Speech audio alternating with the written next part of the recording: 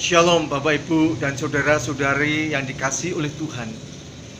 Bersyukur kita boleh mendapatkan kesempatan untuk memasuki minggu pertama di bulan April 2020. Merupakan bulan Paskah di mana kita boleh mengingat akan kasih Tuhan Yesus Kristus, pengorbanannya di atas kayu salib yang memberikan kekuatan bagi kita. Namun kadang melalui persoalan kehidupan ini kita sering kali terseret dalam kehidupan yang putus asa, sehingga menjadikan kehidupan kita tidak berdaya. Tetapi jangan takut, mari kita akan merenungkan kebenaran firman Tuhan yang senantiasa meneguhkan setiap hati dan kehidupan kita. Karena firman Tuhan adalah kebenaran, dan kebenaran itulah yang memerdekakan kita dari setiap kuk dan belenggu.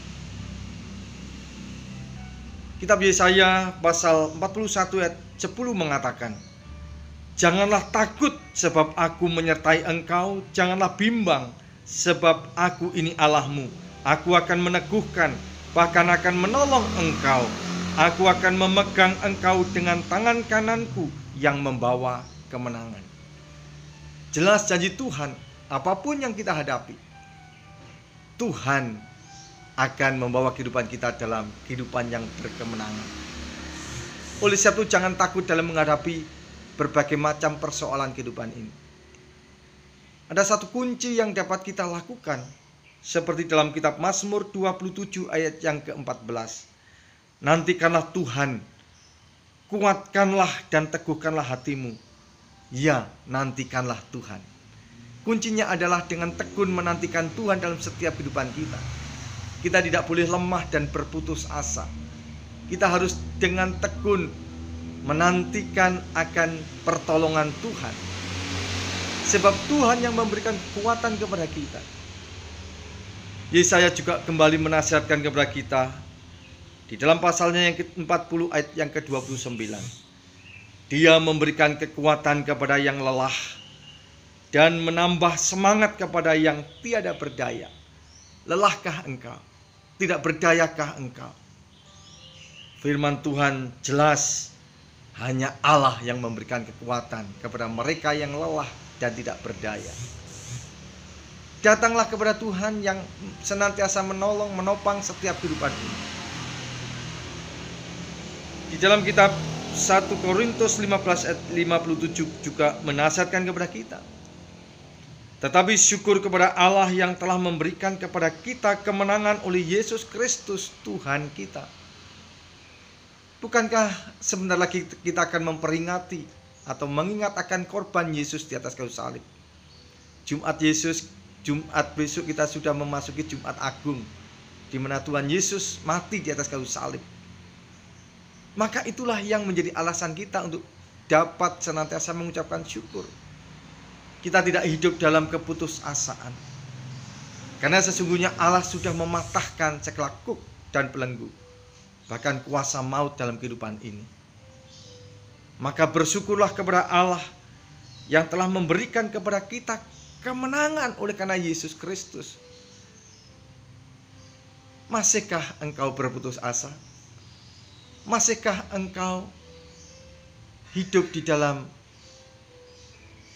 kelemahan? Karena Tuhan Yesus memberikan kemenangan bagi kita.